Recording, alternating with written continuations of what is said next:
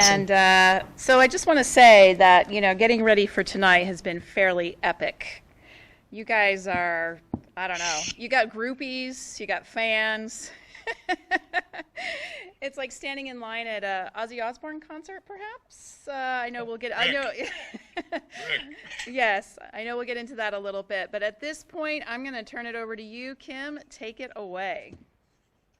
Well, hey, everybody. Welcome to Sedona Wolf Week's Happy Hour. I'm Kim Bean with Wolves of the Rockies and All Things Wolf and Wild podcast. I am here with the men, the myths, and absolutely the legends.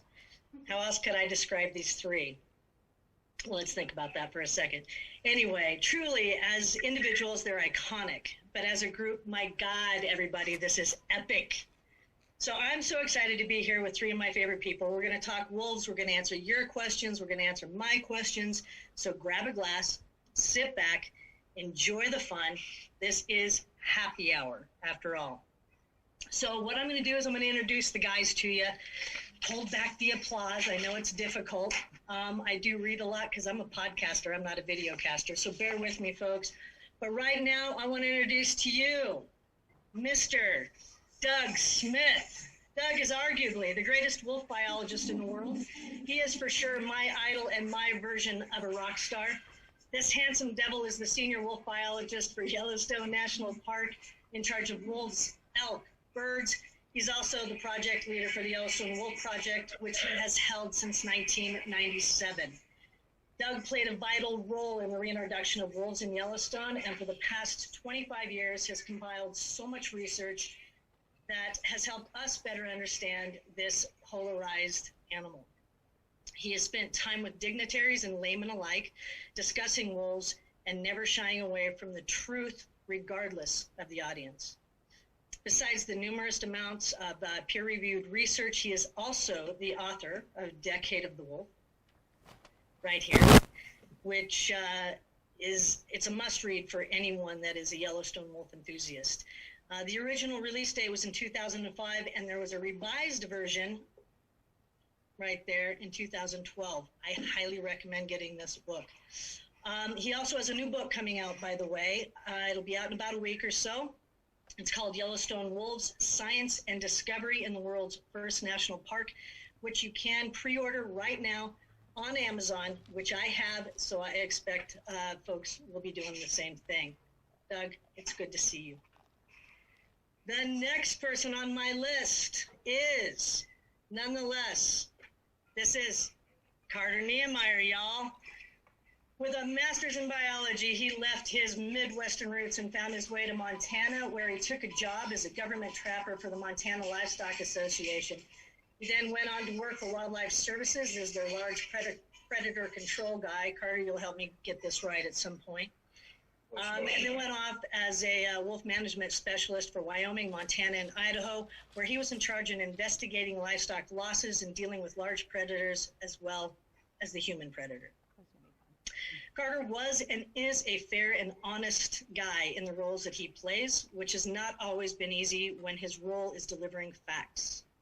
He believes more in honesty and integrity than popular opinion. And he was tagged as a member of the wolf capture team in Canada that trapped, collared, and recaptured the wolves for the reintroduction program in Yellowstone and Idaho. Honestly, without him, the story of wolf reintroduction might have been different. He proved himself to be a vital link in getting the job done and done right. Since his retirement in 2006 as the Idaho Wolf Recovery Coordinator, he continues to speak on coexistence throughout the Western states and abroad. Carter chronicled his daily events throughout his life. There are enough adventures to create several interesting, crazy, and entertaining books. But what we have right now are two books, Wolfer and Wolfland. You can see my tattered copy of Wolfer right here. I carry it with me everywhere I go. And Wolfland, all can be found on Amazon. You got to get these books, reintroduction stories, his stories. You know, to understand this cool cat, it's a book to find. So once again, roll out. Wolfer is on its second edition right now. Is that correct, Carter? We're in the third edition. My God, I'm so sorry. The third edition. Did you hear that, Doug? Third edition. And it's also an audiobook now too. Thank you very much for putting that in there. Last but not least by any stretch, we've got Mr. Rick McIntyre. Please welcome Rick. This wonderful man has spent nearly 50 years observing wolves in the wild and 25 of those in Yellowstone National Park. He began his work in Yellowstone in 1994, the spring before the wolf reintroduction, and his title aptly fit him, Wolf Interpreter. I'm playing all these songs just for you. But where was I? So he has spent nearly every day of those 25 plus years in the park doing what he does best, observing the behaviors of wolves and humans alike. I've had the honor to sit with him, scope in hand, to watch wolves and listen to him gently and quietly explain to the masses of people who the wolves are, what they're doing, and why, while at the same time whispering into his tape recorder the events playing out before us. Whether it's a squat to pee or a lift a leg to pee, no details were left out. He retired from the Park Service in 2018, but still finds his way into the park every day. He may be retired, but his work is obviously not finished. It is only fitting that the greatest storyteller ever is also an author, with 2 books out that chronicle the lives of 2 very special wolves in Yellowstone National Park. That would be The Rise of Wolf 08 and The Reign of Wolf 21. Both, by the way, are bestsellers right now on Amazon. So we should take a look at that. Welcome, gentlemen. Welcome, Rick. Thank you guys for hanging out with me today.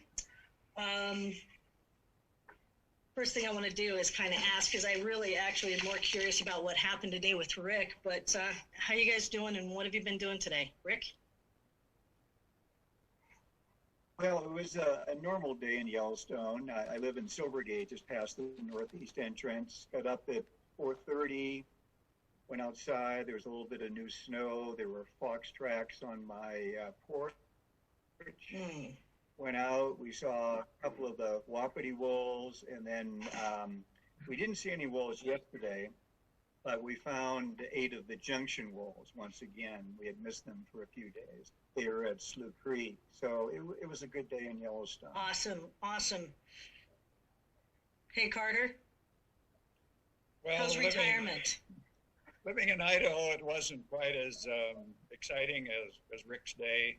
We had a beautiful day here, so I mowed leaves and we cleared the roof because we're going to get another shower tomorrow and snow perhaps. So in preparation for the weather here, that's about the highlight. I did sit in on a Zoom conference. I'm a board member of the Mountain Lion Foundation, so we discussed trapping and things today.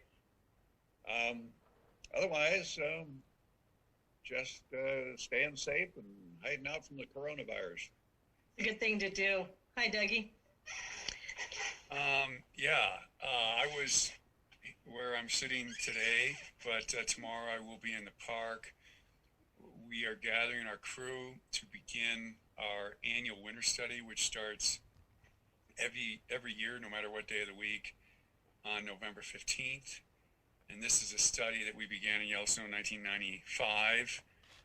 We've had over 50 such studies. We bookend it. We do it early winter and late winter, and it's designed to look at wolf predation. And so I'm a big fan of long-term research. For the first time last March, we had to end the study mid-March due to COVID, and we're going to have a scaled-down version of winter study this time due to COVID. Only 1 pack and 1 cluster crew, but we are going to do the study. And tomorrow I'm going to meet with the crew to talk about all the different logistics, to talk about safety. But that's one of our hallmarks in Yellowstone is, we instituted some monitoring protocols early, and we want to stick with them. And you really, see how things change through time. I did pattern this study after Isle Royale, where I worked 15 years before coming to Yellowstone. That Rolf Peterson, Dave Meets, those guys, they called that study winter study. They go out in early January and they stay for I think 7 weeks, but their studies all dependent on flying. We have a component where we can fly and have ground crews, and together I think we learned a lot more about wolf predation. So we're going to kick that study off, despite all the COVID problems, on Sunday, and tomorrow we do our planning. That's pretty awesome. With your wolf study, or with that study, it's depredation, and you're only studying one pack in the park. Is that, or is it multiple packs? So the goal, Kim, is to study all the packs, but we have a subset of packs that we look at from the ground and the airplane. And so that comparison allows us to fine tune what they kill and how often they kill. But the plane is going to fly every pack every day.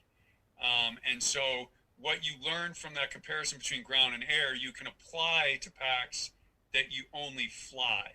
And that's extremely valuable because, as everybody knows on the call, you know, most wolves live in remote regions where you can't see them every day. So we use the ground air together to fine tune the kill rate. So when you only get one thing, air usually, although you could use ground only, you can understand how well you're doing.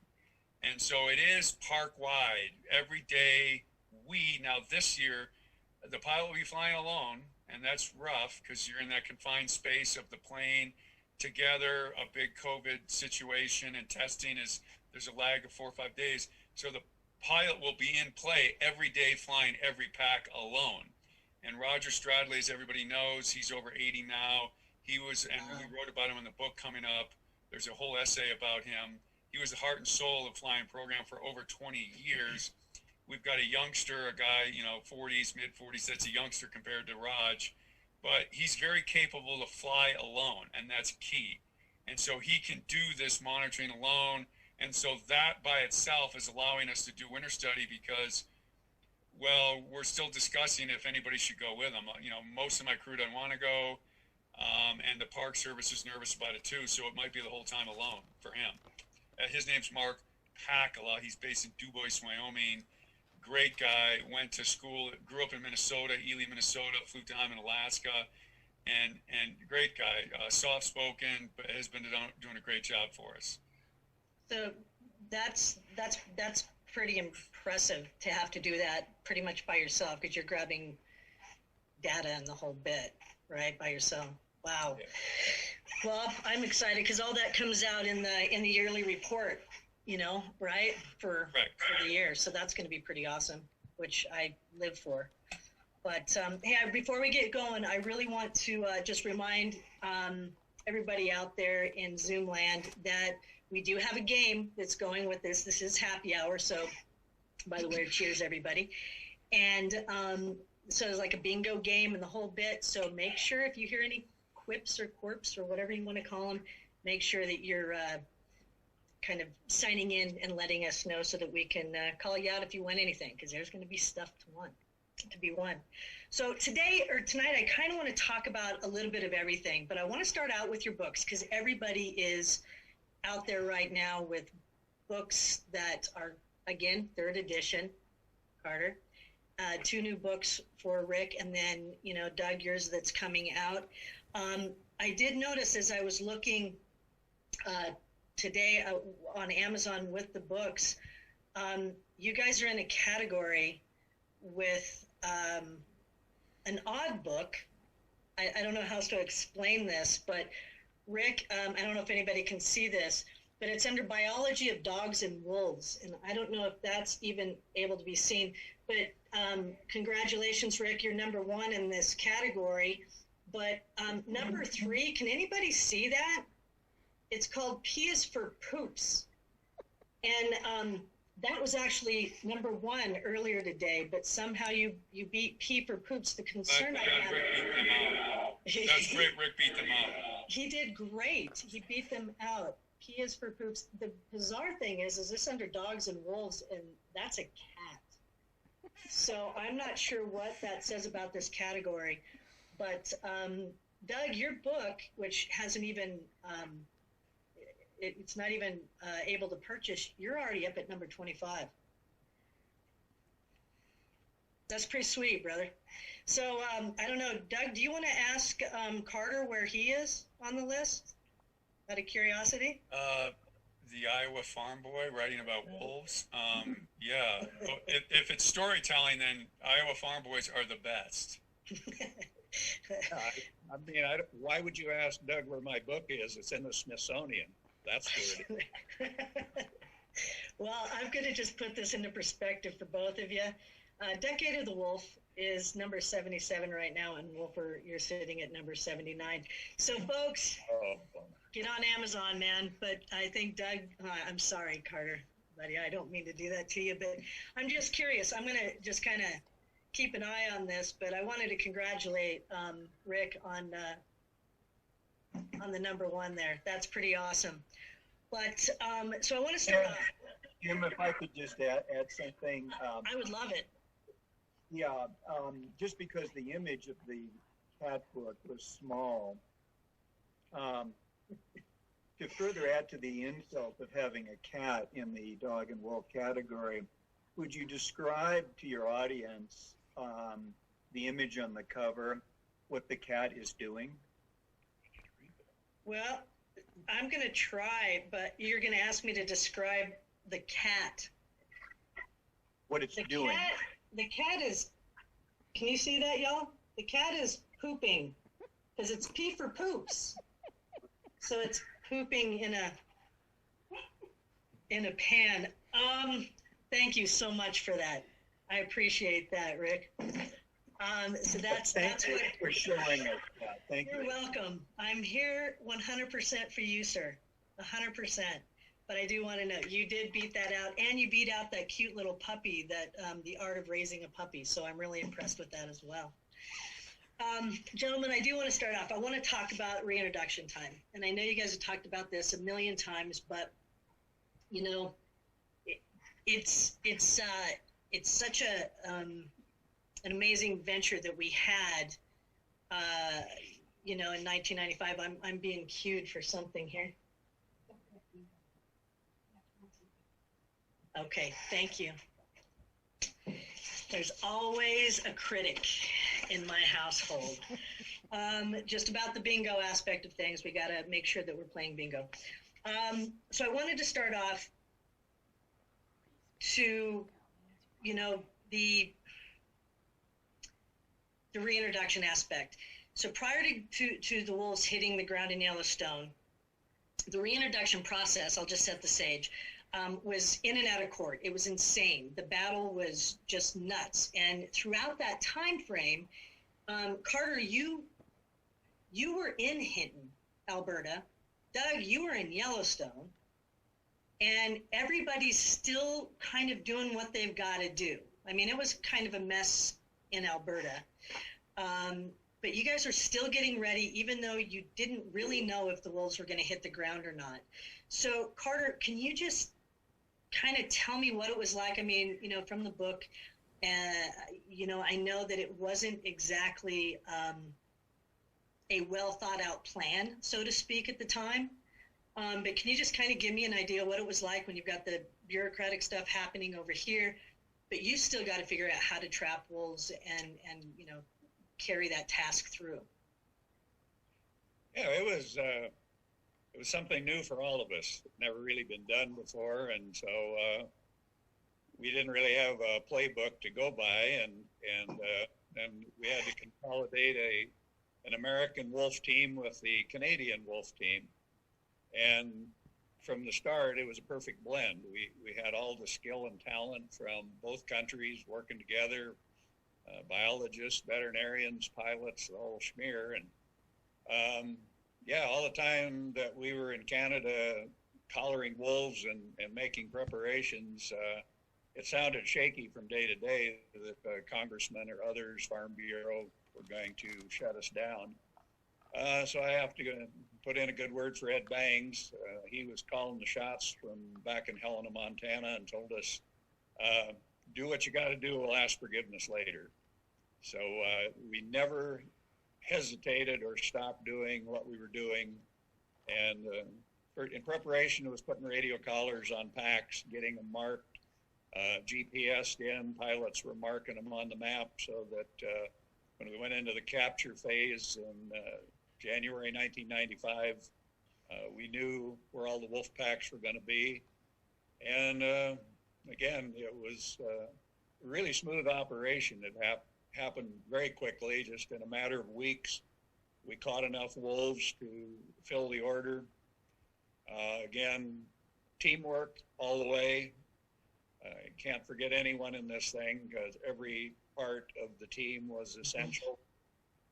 And the day that we put them on that cargo plane and started sending them down to the United States, it was a real thrill to stand at that airstrip and watch that plane lift off with them and deliver them to the capable hands. I hate to say it that way, but the capable hands of Doug Smith and others down here waiting, for the canines to show up and making sure that some were put in pens in Yellowstone and the rest of them get the road running out in Idaho.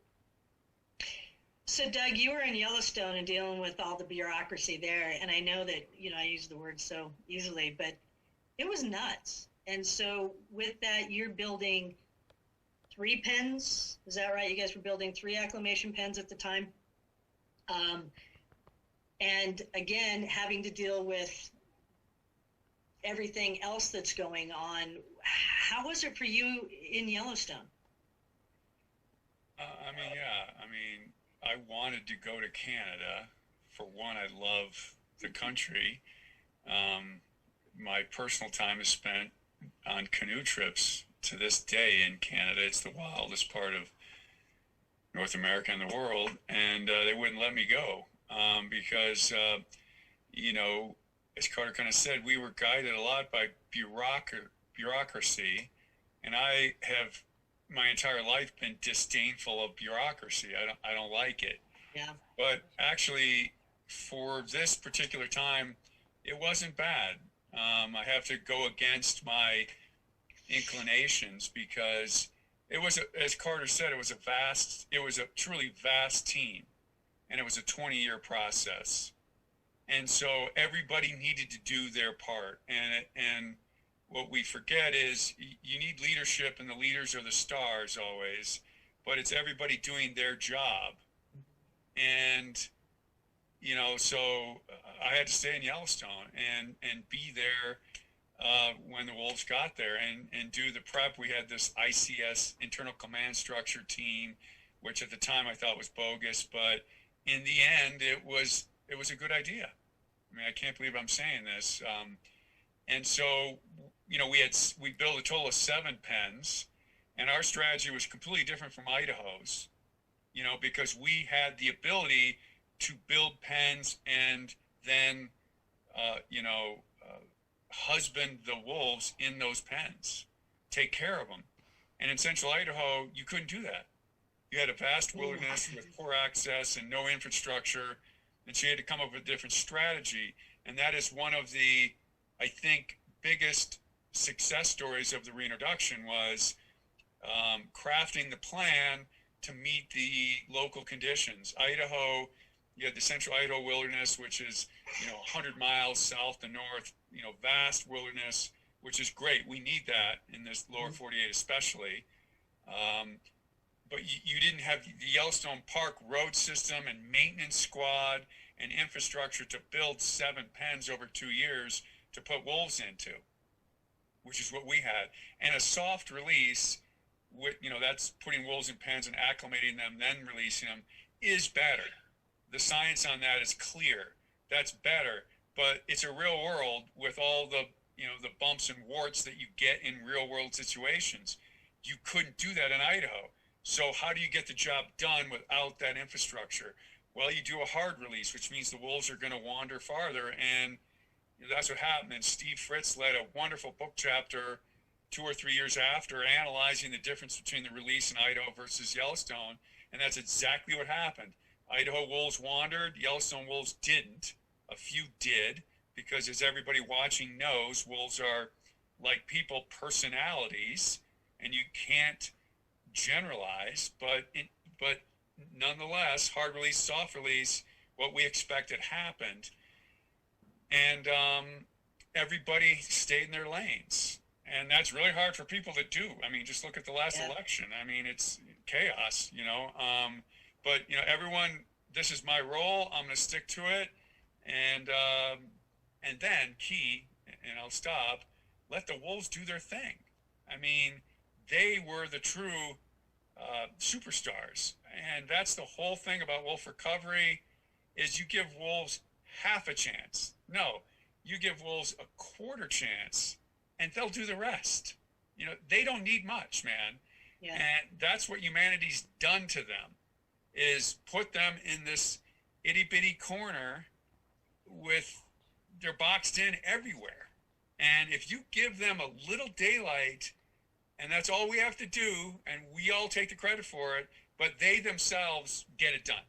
And that's truly what happened, I think.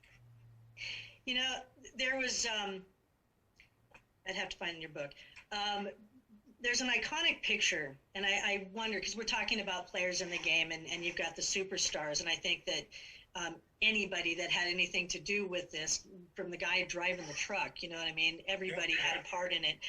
But there's an iconic photo of U.S. Fish Wildlife Coordinator Molly Beatty, our Secretary of Interior at the time, Bruce Babbitt, and I can't remember, I can't remember who else was on it, but there's 4 of them carrying in. Henley, Phillips, and Evanoff, yeah. Yeah, that's right. Okay, so they're carrying this wolf in. And for me, it's an iconic picture because Molly Beatty was amazing, but we had probably one of the best Secretary of the Interiors. First woman, too. First woman. She was huge. From Vermont. Amazing. Great state.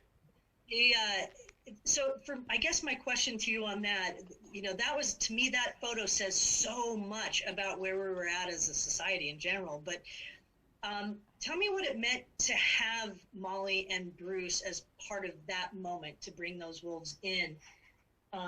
That's one question with that photo. But well, for one, Molly and Bruce were close. And that's important to have the Secretary of the Interior, cabinet member for the president, who could converse and relate to one of the key appointees, director of the Fish and Wildlife Service. So, as everybody in the call knows, life's about relationships and experiences. And so they had half of that together. And then they got the other half by going to Yellowstone and Central Idaho and reintroducing the wolves, but they also understood Northwest Montana. So Molly and Bruce, first and foremost, had a really good relationship. And then secondly, Molly was passionate in a way that previous directors of the Fish and Wildlife Service, I don't want to say this, it is cocktail hour, maybe I shouldn't say it, but, didn't have, I mean, she was the first woman director of the Fish and Wildlife Service. And she was something different, believed passionately in what she was doing, and was going to get it done. And she, she told me, and I can't, because I'm a government employee, I'm still on the job. Rick and Carter retired. I can't say as much, even though I'm off the clock here. Many politicians come into her office and pound their fists on her desk, going, "You will not do this. This is not going to happen, and I'm going to have your job. I'm going to have the wolves. I'm going to have everything." And, that's how the world works. We know that. It doesn't matter about data and evidence and science and all that stuff and what is right and what is wrong. It's about politics and who has power and who doesn't. And Molly stood up to that. Yeah. She sat there and said, "Great, let's go at it." And that takes an incredible amount of fortitude. And, sadly, I think everybody knows this, but she passed away 2 years after the reintroduction. She was young. Cancer. And, but I got to say, the wolves reintroduction to Idaho and Yellowstone was big politics. Yeah. And so to pin it on any one person is impossible. And as Carter said, it's the people in the trenches who get things done. But had there not been a Molly Beatty at the right time, I don't know, man. I don't know. And she did have Bruce Babbitt. They had a good relationship. They talked a lot. Jamie Clark, who's head of defenders now, was part of that dynamic. But that you can't go back and say would have not have happened if those personalities weren't involved. The people at the top can control a lot of things. Yeah, they can. I think for me, one of the greatest things is, when Molly passed from cancer, the cool thing is that the pack that was renamed in her honor is still there. I find that, to me, that they live on. So the Molly's pack was renamed.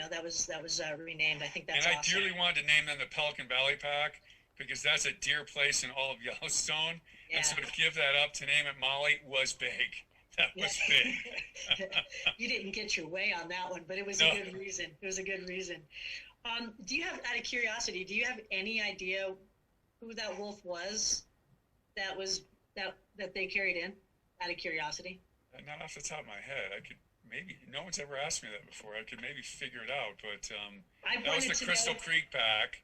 That's what I'm wondering. They were a pair with pups, 6 wolves, and it would be interesting to try and figure that out. The alpha male was, I think, Rick, help me on this. I think that was 2 and 6, maybe, or no, 5 and 6. I think Rick's on it.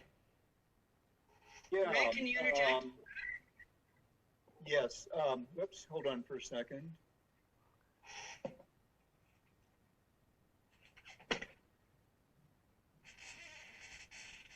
Rick, do you know? Yeah. My screen went blank, but if you can hear me. We can see you and hear you, Rick. You're doing great. Oh, good. Okay. I'm not sure what's going on here. I was just reading some stuff that Babbitt wrote, and he talked about carrying the first wolf, and he referred to her as a female. So that pretty much had to be the alpha female, number 5. She was a great wolf. She had a black eye line right below, and I'll never forget her for that. Yeah, she, if that was the case, she's one of the best. She's the one who stood the population on its feet. If that was the case, then that was, fairy tale storytelling. So Wolf 5, oddly enough, I know this sounds arrogant, but I don't know anything about Wolf 5. Rick, can you just kind of tell me what happened with her? And just I'm going way off into a different realm, but that's okay. It's happy hour. Well, the way that I came into the picture, just a little bit of a background, is just hang on for a second. I'm having a little bit of an issue with the screen here. Okay, here we go. So prior to Yellowstone, I had been in Denali National Park for 15 seasons, about 5 months to a year. So I was around wolves up there, and then worked in Glacier for 3 summers, one of which was in the North Fork, so I was around there. I started in Yellowstone in the spring of '95 in the Naturalist Division, and I was called the Wolf Interpreter. So one of my main jobs was to talk to park visitors about the proposed wolf reintroduction and explain how that might come about, what the details were. And then when I came back in the spring of '95, I worked in Big Bend National Park in the winters back then. In the spring of '95, we still were in the mode of not thinking that the wolves would be very visible. So I remember on the drive up, my goal for that summer, for the summer of '95, even working here as a ranger, was to see one wolf. And I felt if I could see one wolf, then I'd be real happy. We assumed that because the wolves brought down from Canada had lived in a place where there was intensive wolf hunting and trapping, most of the adults had probably seen family members killed by people, they would have good reason to stay in very remote areas and hardly ever be visible. But my first full day here, I saw all 6 of the Crystal Creek wolves. And as I was standing there watching them through my scope, visitors would pull up and ask what I was seeing. So naturally, my job was to help people. And so I would invite them to look through the scope and say, this is the alpha female number 4, that's the alpha male number, alpha female number 5, alpha male number 4, their 4 sons, 2, 3, 6, and 8. And gradually big crowds. You love 8. He's one of your guys. He was the underdog, yeah. He was the oddball in the family. So none of us really expected this. And you just kind of had to figure out how do you deal with these crowds. So my background as a naturalist, it was normal for me to be in friendly to people, inviting them over, look for my scope and explain everything. And it just built up and built up and built up. And this is probably a little bit of an exaggeration, but it almost got to the level of Beatles hysteria, where people were just going crazy on seeing these wolves, and they were jumping up and down. And I remember one time I'd been helping people, and I happened to look to my left, and here was this woman. She was just charging at me. And at that time, there was a lot of bad feelings about federal government employees and bureaucrats, and I was the nearest bureaucrat. And so I was getting ready to hide. But when she reached me, her intent was to thank me and actually hug me. And so if you work for the government, that doesn't happen very much. Right, Doug? Yeah.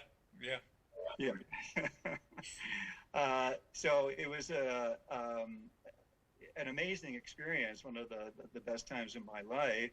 And it just kept on going. And now we're almost 26 years into it.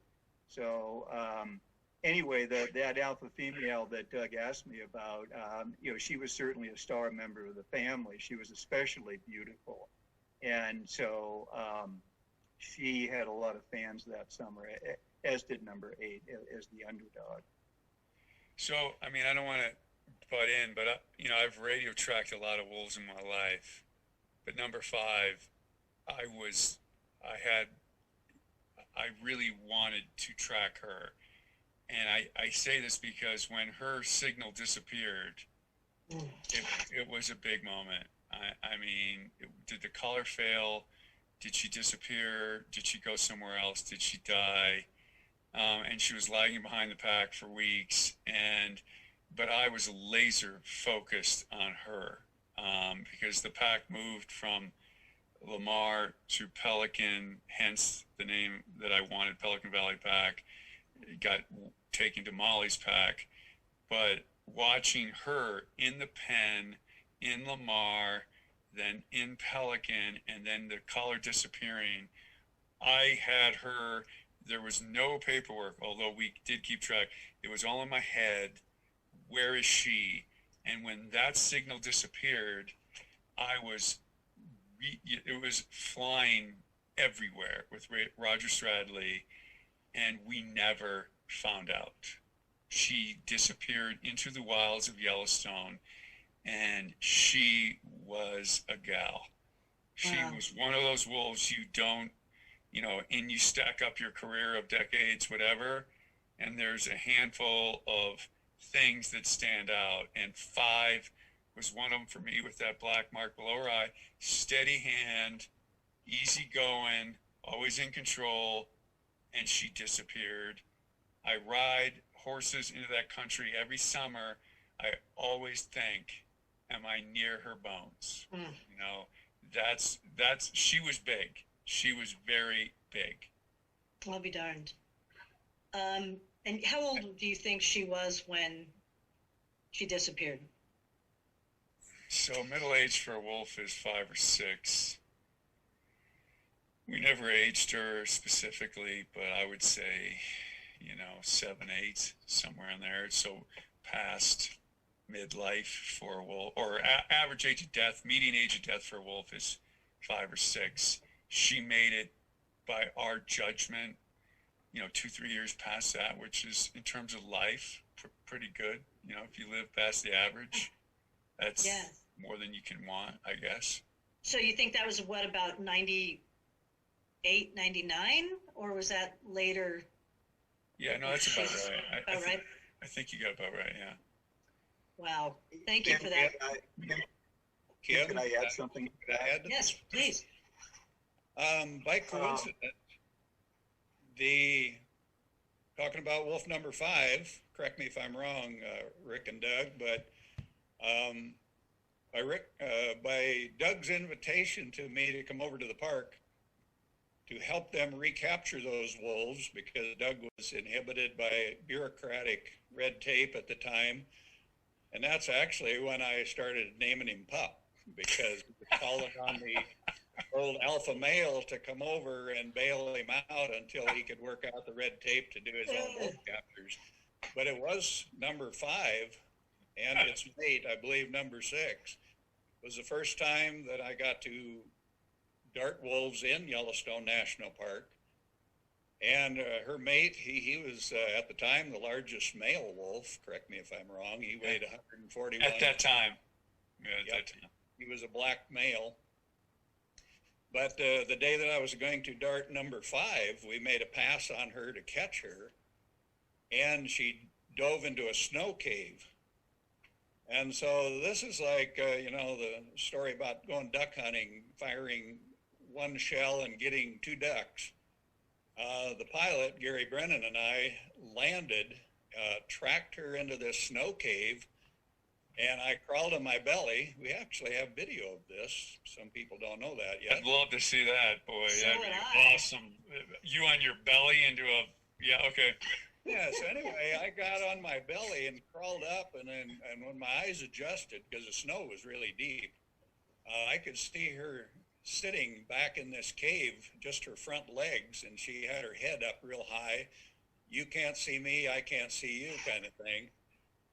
So the pilot got me some adhesive tape from the helicopter, and we taped a syringe onto the end of a piece of lodgepole. I had the dart gun, but I wasn't going to shoot her with that at that closer range. Trying to make the story short, I crawled into my belly, injected her in one of her front legs that I could see, timed it about 10 minutes, waited. She really never moved, so I crawled in again, got a hold of one front foot and pulled, and she just collapsed on top of my arm, and she was sedated. So we pulled her out of the snow cave and carried her down and put her in the helicopter where we had the black male already sedated. And it was in March, I believe, so she was pregnant. So again, we didn't have to fire a risky shot.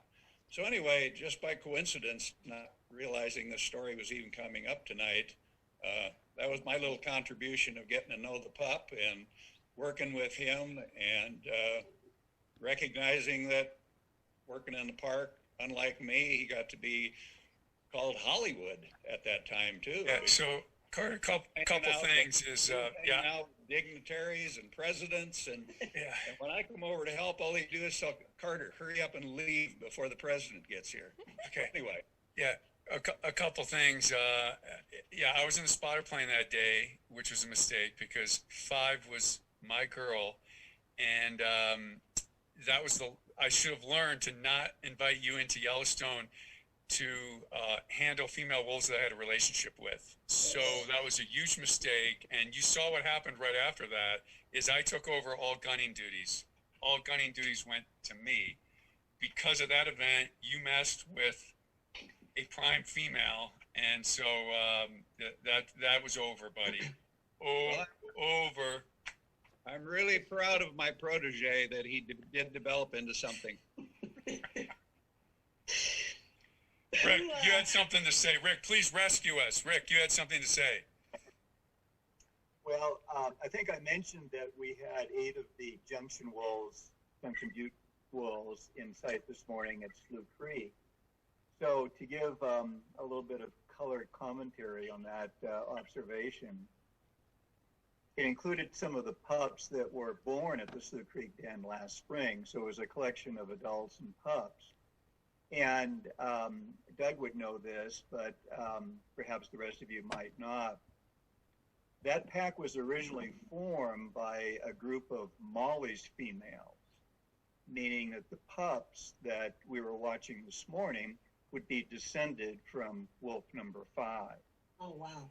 And at the same time that I was watching her descendants, that's what, almost 26 years after she arrived in Yellowstone, I was on a hill just slightly west of Slough Creek, or east of Slough Creek.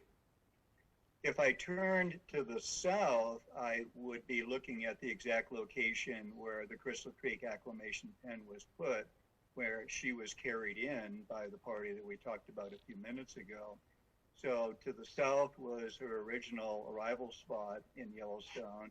And then 26 years later, I watched her descendants, a group of pups, this morning. So that's a pretty good indication of her So no, this is, Rick, and I'm sorry to step on your talking a little bit, but this is semi-important based on what your history is in Denali. So the folks on the call should understand that, studying wolves, there's a lot of things that you look at. And one of them is what's the average life of a wolf? And not a lot of people have looked at that, but, a fair bit have, and we've tried to look at that. And, so the average life of a wolf, roughly, depending upon if you look at the average or the median, 4, 5, 6 years, somewhere in there. And then another level is what's the average life of a pack? And almost nobody's looked at that.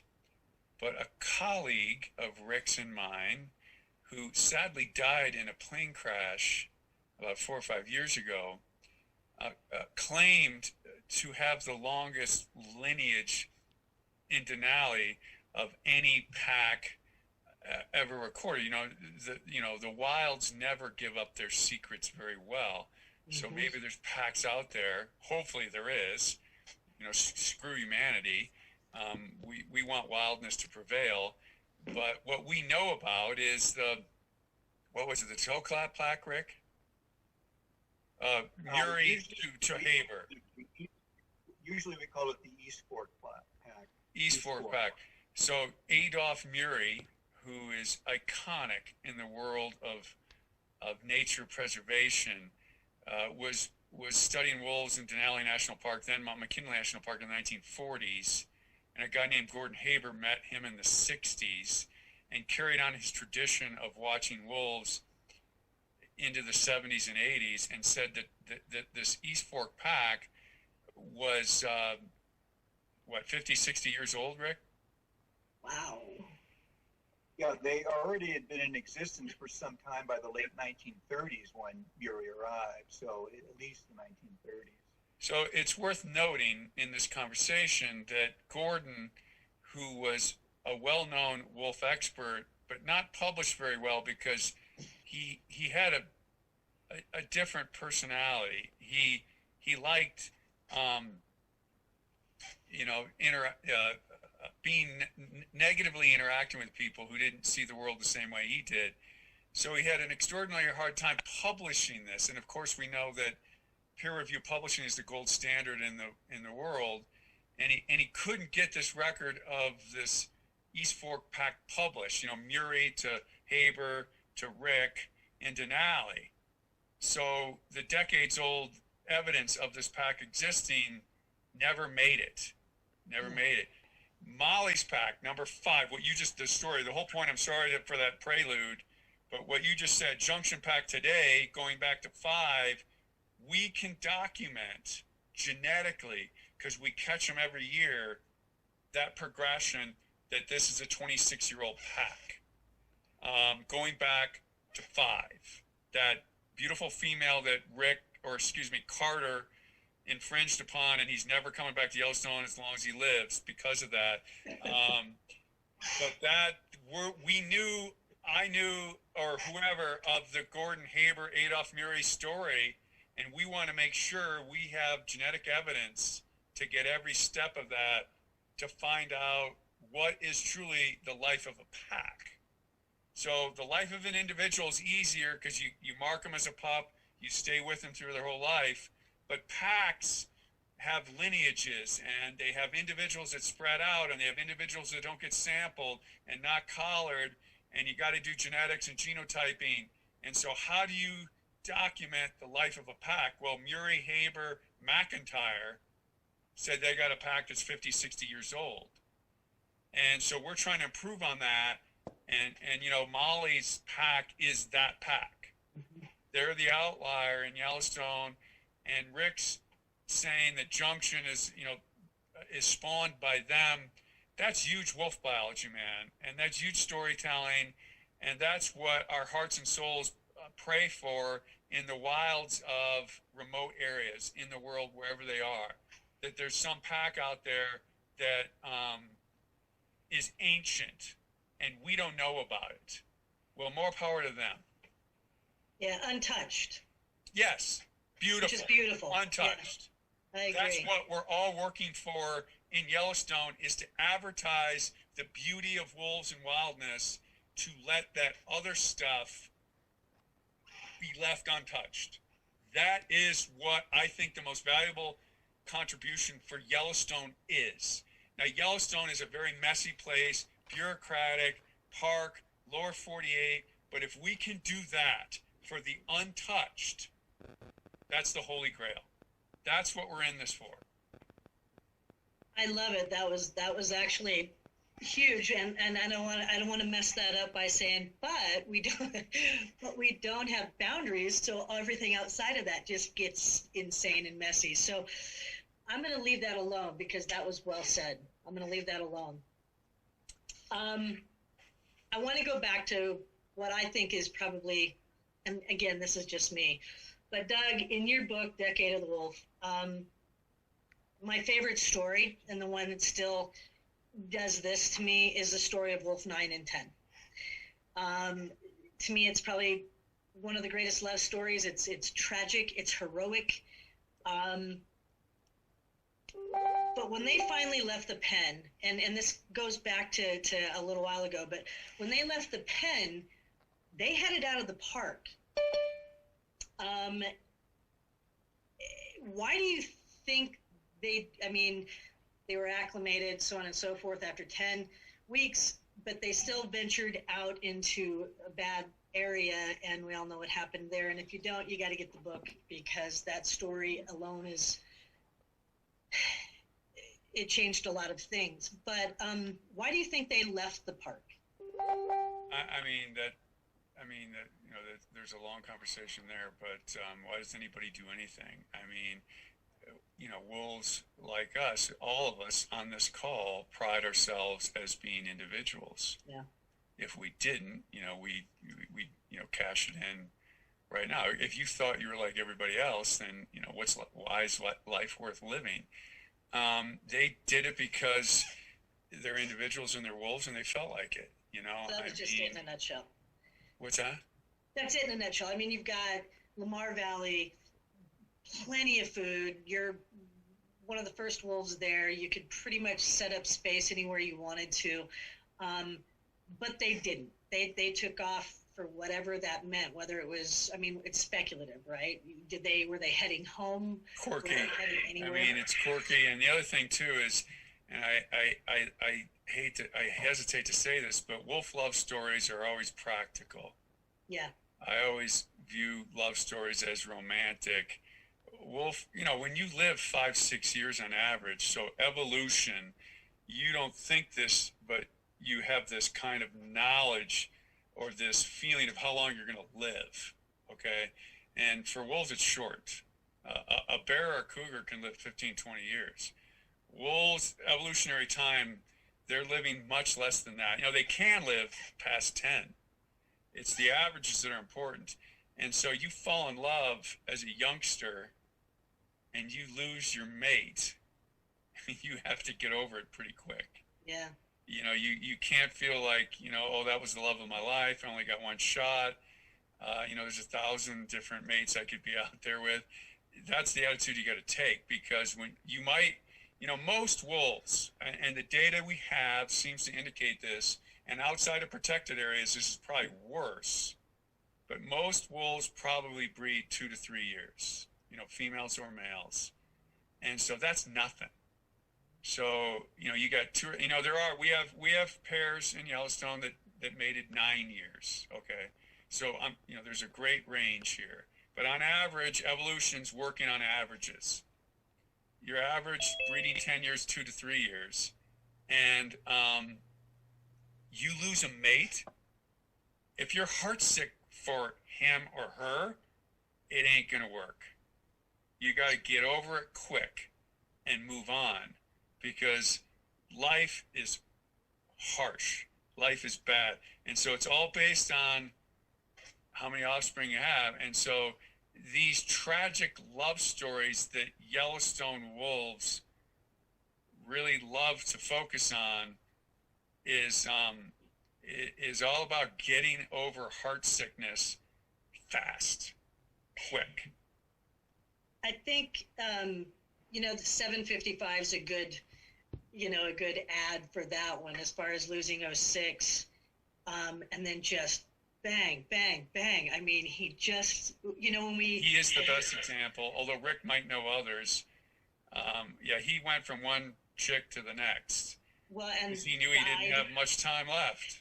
You've got 06 who's killed in 2012, and then he goes. I can't remember. Rick, who was the next wolf? I can't even remember that he we thought was going to be great, and then she gets killed or dies. I don't remember. I think she got killed. I mean, it just was one after the other, and then he loses to the mollies, and oh my God, we have this tendency to how do you say that? Say it for me, Doug. It's my favorite word on the whole planet that I can't say. Humanize these scenarios, But anyway. I can fill in a little bit. Yeah. I can fill in a little bit about the story. I'm actually writing about him right now. So after 06 died, I think he went a bit over 2 years trying to find a mate. But during that time, the first one he found, which was a Molly's wolf, she was killed by the other members of his family because she was from the Molly's pack, which was their traditional enemy. Mm-hmm. He was with several others. Nothing ever worked out. And then he was with a junction female. Now that I think of it, she was also from the Molly's pack, 889. They went outside the park during the wolf hunting season, and she was shot through the shoulder. She survived, but she came back in. He got her pregnant. They did, but none of her pups survived. So they eventually broke up. And then finally, he wandered down into Hayden Valley, ran into the Canyon Pack, and saw one of their daughters there. They paired off, and they founded the Wapiti Pack, which made her the third alpha female, the third white alpha female down there. So he went through a lot of hard times, a lot of tragedies, never gave up. He was born with a jet black coat, and the older he got, the grayer he went. I guess that was due to all the stress in his life. Sometimes that happens with guys. They start to turn gray. Still sexy. It can happen to you too, buddy. But yeah, he was another very charismatic wolf, but his life, like 06's life, like number 5's life, all of them had so many tragedies in them, and it was certainly number 9 too. And that's just, part of what most wolves have to deal with, a lot of death, a lot of disappointment, a lot of loss.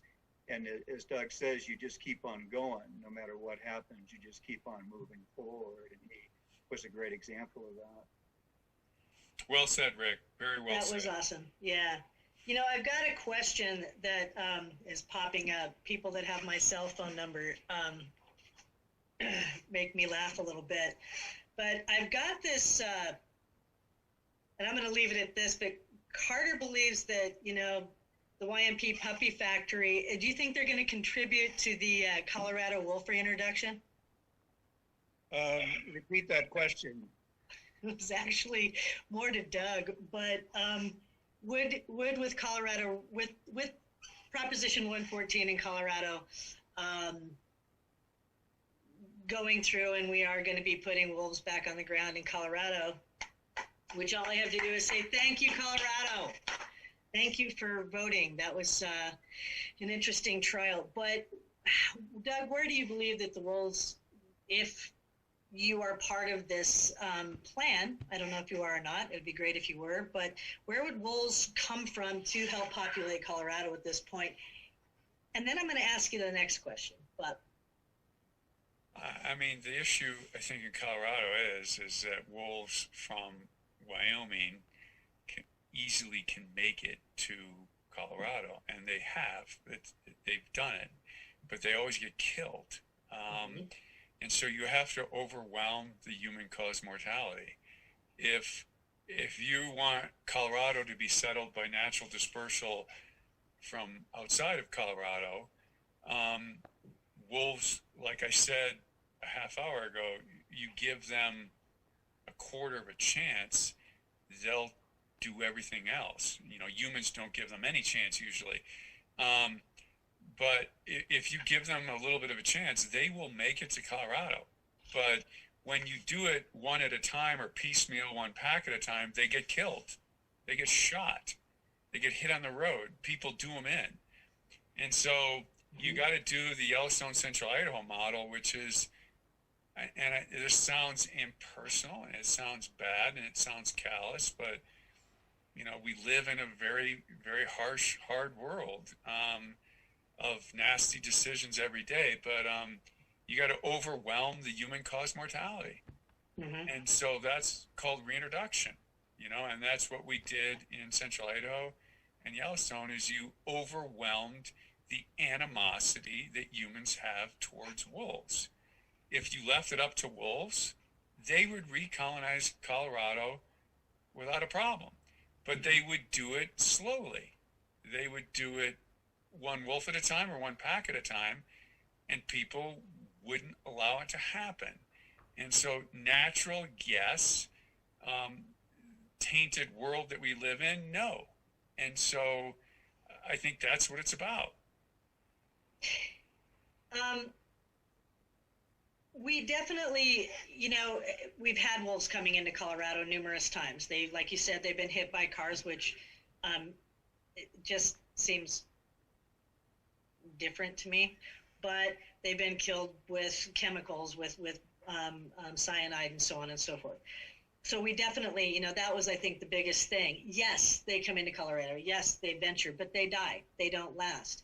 We had the pack that, they found up in northern Colorado right after, when the reintroduction came about. And everybody's like, well, they're already here. There's a pack over here. And then within 2 months of it being known, 2 are dead. So reintroduction is a necessity, I think, for us to actually recolonize. My question would be, would any wolves from Yellowstone be utilized to colonize Colorado in a reintroduction aspect, or where do you think that those wolves would come from? That's a tough one, and that's going to be way outside my ability to decide. But I will tell you this. When you do reintroduction, you want to have the pack's decision makers. You want to have the key individuals to a pack, not the expendable members, the pups or the yearlings. So the whole thing that Carter talked about a while back is the reason Yellowstone and Idaho worked was you went after integral elements to each pack. Those are the wolves that matter. And would Yellowstone sacrifice those wolves? I'm a mid-level guy. I'm not a top-level guy. I don't know if I'd be willing to give that up, because I believe in, even though it doesn't exist anywhere, I believe in pristineness and pureness and violating Yellowstone in that way. To go after those key wolves is what you need. And I just don't know if, again, I'm going to be contributing to the decision, not making it. I don't know if I can say that's okay. And I hate to say it, I've already gotten a call. I was Will wondering. Yellowstone contribute? And so you have to give up that pristineness and pureness in an unviolated place, even though Yellowstone's part of the lower 48 and it's really not pristine and pure. That's super hard. So I would almost say you go to exploited landscapes, places where wolves are persecuted all the time, and you rescue them from an awful life of people shooting at you all the time, and you give them a better chance someplace else. But it will work best if you go to the pack's decision makers and leaders and you put them in a new place. That's the whole thing I've been talking about this whole call. You give them a little bit of a chance, and wolves will do the rest. It is that wonderful and beautiful. But does Yellowstone want to, because the whole thing, the whole national park system is nature preservation. And so do we want to sacrifice that for something else? Well, you could make the argument is if you transfer that to a broader area, then it's good. But the ideal argument is no. What we have here is something special. And it is true. I believe in northern Canada, not so much Alaska, because they're wiping out wolves all the time. But northern Canada, there's pockets of true wolves left alone.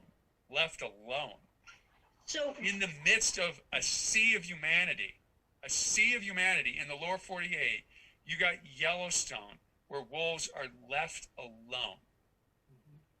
So giving that up to extend it to someplace else, and I'm not even sure Colorado is going to be as protected, as pristine as Yellowstone, because it ain't a park. It's public land. It's not a park. Is that worth it? And then if I have any involvement at all, and we're catching those wolves from the helicopter, which wolf is it going to be? I don't want to make that decision.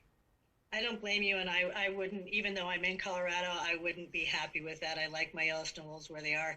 But I do have a thought, would it be the same concept? Go back up into the same areas where the Yellowstone population came from, grab those same areas. Carter, you would be a good one to ask on this as well, and possibly bring those back down. Now, those are just questions for repopulating Colorado. I don't know, I don't know what the plan's going to be or how they're going to do it, but would any of you be willing to be a part of that plan? Come to Idaho. We've killed over 500 wolves in 1 year. We've killed over 250 since January 1st of 2020. There's all kinds of wolves available in Idaho. Come get some of ours. I'm certain Montana has lots of them up there that they're sacrificing too. Yeah, I think that's the hard part. Yeah, I mean, if you want to argue that these are non-native, these are Canadian wolves, all this malarkey too, then get them from Montana and Idaho, because them are northern Rocky Mountain wolves now. We have our own native strain, and we don't need to pull this Canadian wolf thing back into the picture. That's my opinion. I don't know what they're going to do either. I haven't heard any suggestions or guesses where they would get the wolves. Well, if any of the Colorado decision makers are tuning in right now, I think Idaho would be happy to get rid of some, and so would Montana, supposedly. We'll see, but give them a shout. I think that's a big one. I just have a couple of questions popping up here. Tiffany Elliott is asking Doug, what about the wolf that has finally been spotted in Maine? You know anything about that? Hi, Tiffany. How you doing? I don't know anything about that. Yeah, sorry, I can't answer that. But you've tracked it better than me. So yeah. I would love to answer the question. Anybody have any? I've never heard of anything either, but something to look into. I also have another one. Let's see here. Is it Shanna Larson or Shauna Larson? I apologize if I'm messing up your name. But where is there enough research outside of preservation states to identify the ideal leaders for reentry? I'm not really sure. Well, I mean, wolves are a family group, and so you want to get either the breeding pair or the wolves who are right below them, the auxiliaries who are adults who have experience with life, to do any kind of reintroduction. You don't want, yearlings and pups, if that helps answer that question. So when you guys grabbed the wolves, Carter, when you grabbed the wolves in Canada, were there specifics that you were looking for? Age, shape, males, females, or was it just kind of luck of the draw? Well, after we got radio collars into 17 packs the first year up in Hinton, two designated gunners from Alaska came down, but I'm not sure what they were targeting. I would say vulnerability is what was key to catching wolves in Canada. You had an opportunity, a window, and you caught as many as you could in the amount of pursuit time they allowed you before they all got into the timber. But the decision was made by scientists like Steve Fritz, and Dr. Dave Meach was up there. The wolves were examined, and we put toe tags on all the wolves when they were caught immediately, so that we knew individuals and knew relatedness. The decision was made by the primary scientists up there like Meach and Fritz that the related wolves would go to Yellowstone if they had breeding male, breeding female, and even subadults in that pack.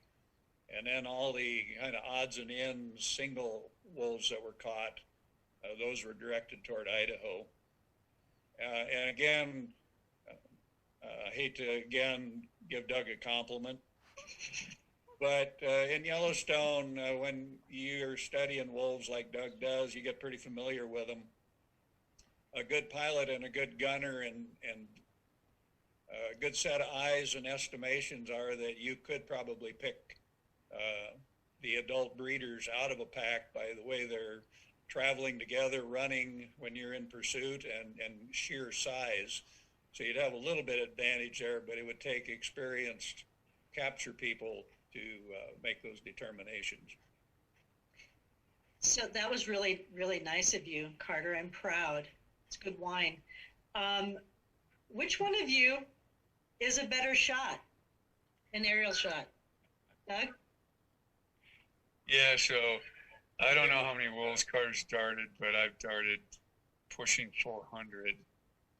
And I will say this, Carter will have a different interpretation of the story, although this is the truth, and it comes out in Carter's favor. One time after a day of darting wolves, we were at the Gardner Airport in Gardner, Montana, and this question came up, Kim, and the pilot, the helicopter pilot, threw a bunch of pillows into the air, pillows, and Carter and I shot at them. You know, so this is kind of like, you know, Sam Colt, you know, revolver kind of stuff, but it was a dart gun. And I think he hit the pillow with the dart gun more times than I did. And so I don't know if he's got 400 hit wolves to his credit. And I'm not at that. I'm somewhere between 300 and 400. But I think he beat me with the pillow test. So if we could throw wolves in the air, Carter, you'd kick his butt in the gunslinging kind of thing, or? Well, yeah, I think it's unquestionable that I could beat him in a shooting contest with pillows or wolves. But, yeah, well, I don't know, Doug, if I want to be any more critical of you right now. But okay, Carter, with studying wolves, you have a thick skin. You know, I do want to emphasize, though, that I've got over 300 wolf captures, and I've pounded it out on the ground using helicopter and foothold traps. And I'd like to boast tonight, because a lot of people are going to be offended that we're catching wolves, that we're shooting darts into them, or catching them in foothold traps. But I've never lost a patient in the 300 wolves plus that I've captured myself. I've never killed one. I know they survived because there were radio collars placed on their neck each and every time. So I do want to say that we've handled a lot of wolves and very low mortality. And the whole idea was to catch them, do the least amount of harm, and get them back on their feet and get them back out doing what wolves do. And our team has been very successful. Even Dougie over there in the park has done pretty good too. He's had a pretty good safety record. He's learned well, is what you're saying. I have a question. He didn't learn well, but he learned. I have a question from Elizabeth Wansing Maroney. Sorry, I'm trying to read this. So this is for Rick, actually. We know many of the celebrity Yellowstone National Park wolves of the past. Who does Rick think are the big personalities among today's wolves? Yeah, that's an intriguing question. Well, this year, with all the complications of coronavirus, the park being closed, the wolves that were seen by far most often were the Junction Butte pack. We've talked about them a little bit, but I don't think I mentioned that we feel that they currently number 34.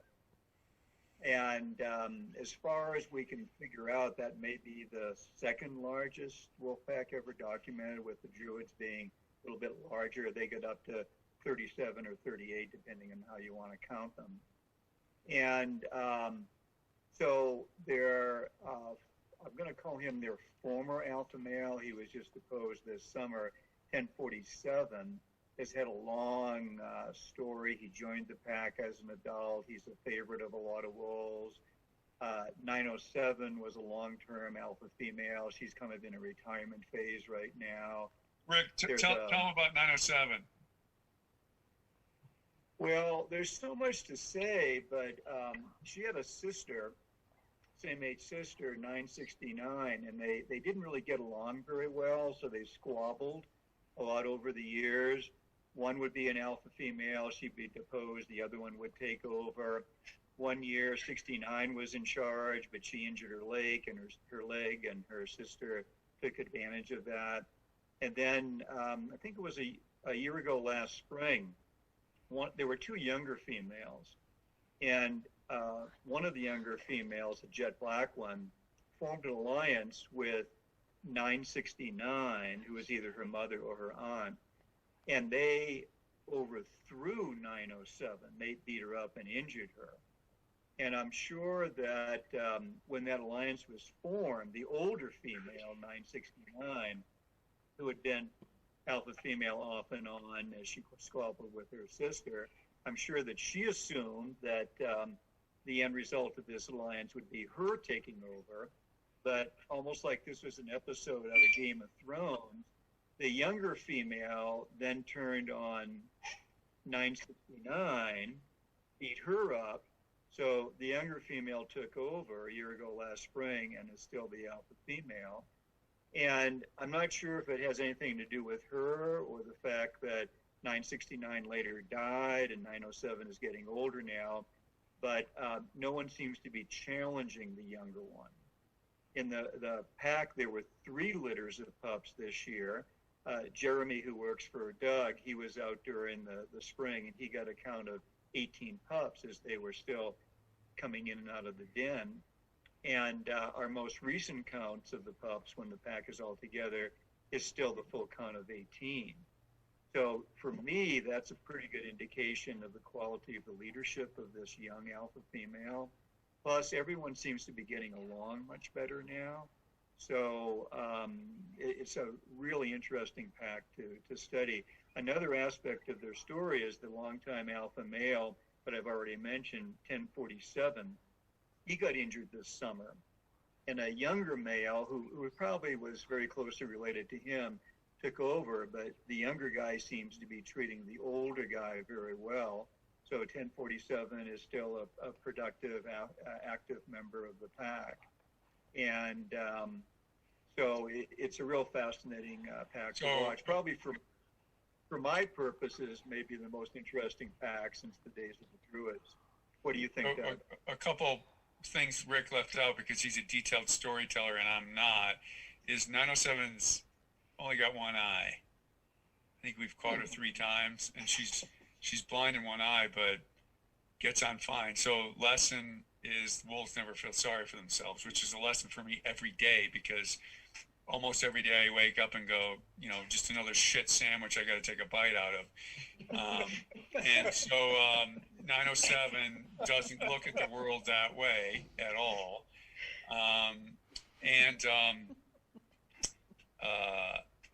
Geez, I had a second point, but maybe happy hour's starting to get to me.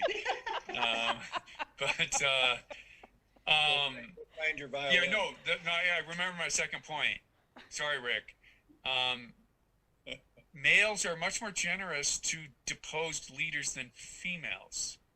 And I don't know if there's a message here for the group, but when a deposed alpha female, when that occurs, she's usually kicked out of the pack. Like, bye-bye, you're gone.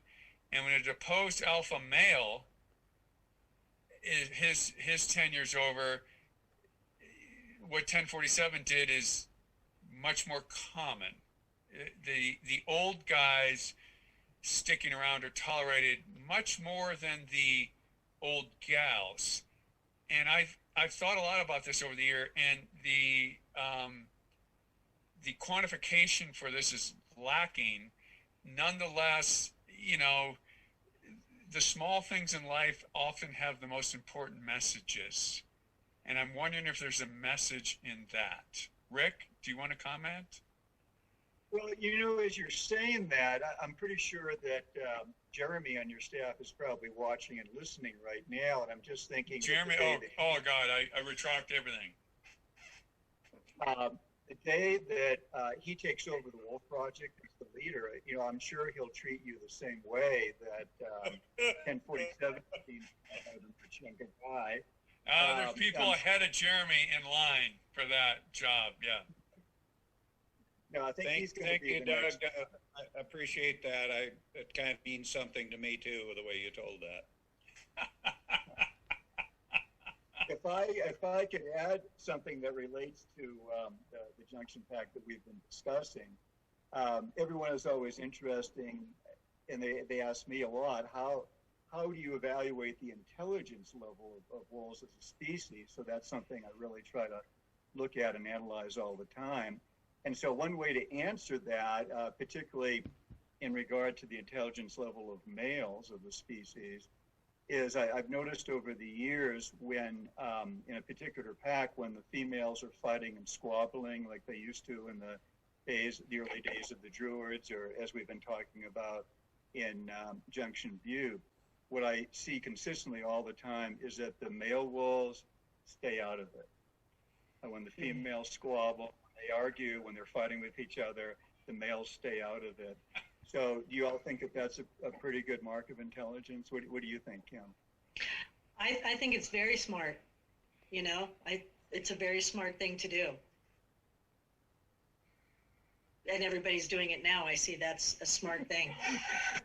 I just want to shout out really quick to some of our viewers that are really enjoying happy hour. I've got, somebody just beeped in here. Rhonda Dern and Leanne Ball, thumbs up. Rhonda's in her element and Leanne's drunk. So we're doing something good tonight. It's important. I have some more questions and some more things to talk about, but Rhonda, you're back here. She says we had icebreakers every night on our phone bank for Proposition 114, wolf restoration in Colorado. And we asked one night, who would you want to sit with for 1 hour on a park bench? Some people said Gandhi, Nelson Mandela, the Dalai Lama, and Rhonda said Rick McIntyre. And I couldn't agree more. I think that's phenomenal. Personally, fit in a nutshell, but we'll sit and talk for hours. Rick is the gentlest soul I've ever met in my life. And so that's up there with Gandhi. So Rick deserves that 100%. Agreed. Nelson Mandela and Gandhi. Rick. Oh my God. That, man.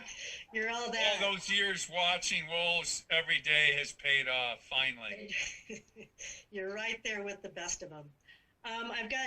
If you guys are up for it, I've got some more questions I'd like to just throw out there. And then honestly, I'd love to talk to you guys another time. We can actually go through a lot of the 77 pages I've written up.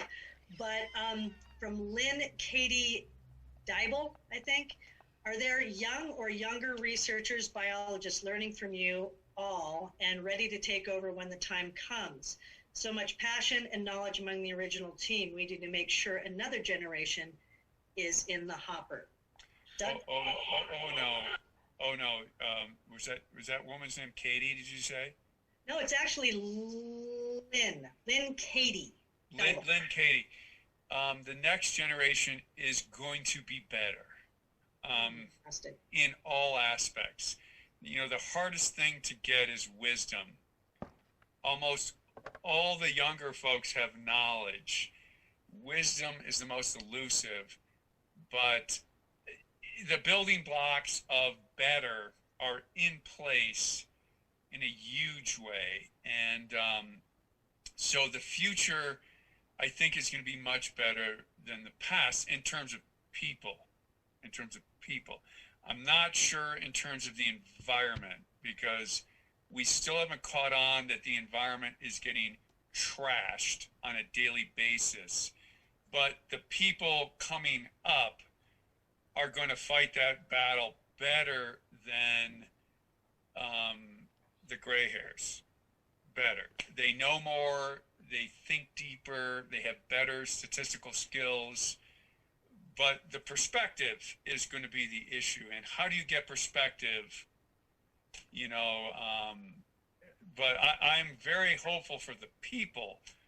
I'm not as hopeful for the outcome. Elaborate on that really quick. Sorry, Carter, I really want Doug to elaborate on one thing. What do you mean you're not the outcome? I mean, all the news is bad. All the environment, you know, we're not dealing with climate change. We're not dealing with overpopulation. We're not dealing with environmental contamination. We're not dealing with a ton of this stuff. And the trend in the human population, or the trend in the human perspective and opinion, is not that stuff. You know, life separate from humanity is, we're not as concerned about that as we are our own future, but we don't get that they're linked. And I think the people coming up behind us, the three of us on the call, get that. They get it, but can they deal with the overwhelming public opinion against them? I don't know. I hope they can. I mean, I'm slightly pessimistic because I want to spur inspiration to stop what I just said. Yeah. But I don't know. It's overwhelming. I mean, when you talk about world economic systems, that doesn't have a placeholder for nature. It just doesn't. It's jobs, money, economy, growth, and, you know, wolves and nature are like, what? What are you talking about? And the young people coming up behind us definitely get that. They know that in spades. Can they deal with the tidal wave? You know, I'm the biggest pessimist here, probably, because of just dealing with the insanity of the wolf fight. But I want to, as my partner says to me all the time, we have to have hope. So I'm channeling Trish right now, but we have to have hope that we are going to change that. We have to change that. And I'm hopeful that the younger people will start being voted in to office and pushing out, you know, the archaic thought processes, and hopefully we can start changing people's views. I'm with you. It's all about hope. Carter, go back up to you. I apologize for interrupting you earlier, but. You know, the thing you always hear is everybody that's wants to break into the world of wolves wants to do wolves, they always say. It's all I ever dreamed of was doing wolves. And I've always taken that to mean I want to do the touchy-feely part. I want to handle the wolves. I want to touch them. I want to count them. If we're going to succeed, the young people need to focus on people skills. That's as important, probably more important, to not avoid the fights and be able to communicate and sell the product. And right now, wolves are being rejected. I mean, it's just almost an urban, rural world we live in. And the rural communities see no good coming from having wolves in the environment. It's just another expense to them. And on the other hand, we've got all the public lands, and we have a recovered wolf population, at least Idaho, Wyoming, Montana. They're sustainable, and they're spreading and they're growing, and Colorado may have them. So my advice to the next generation, the younger people, is that you're going to have to sell this product, have to think outside the box, and convince the rural public and convince the greater public the benefits of having wolves around instead of all the problems that they create. That's my bit of wisdom I pass on. Well, I appreciate it from the older generation.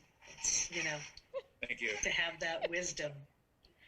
Rick, do you have any thoughts of hope and wisdom for the future of wolves and wildlife and wild lands and places? Well, let me add a little bit to what the other guys have been mentioning. And since I was here toward the beginning of the Wolf Project, I've seen all the folks that Mike Phillips and Doug Smith have brought on over the years. And they're consistently the greatest people in the world, the best and the brightest. And those of you that have been up here know that it's a very good percentage mix of male and female, whereas going back a few generations, wildlife biologists were almost 100% male. So things have really changed over the years. But I think a really important point is that people on Doug's staff, in addition to doing all the biological research, most of them to some degree also work with the public. So the crew that's going to be out for the winter study, including Jeremy, Taylor, and Maddie, and several other people, they are going to be studying their wolves. They are going to be recording all the data, but at the same time, they're going to be helping people see the wolves. They're going to be explaining which wolf is which. They're going to tell all the research that the Wolf Project has done.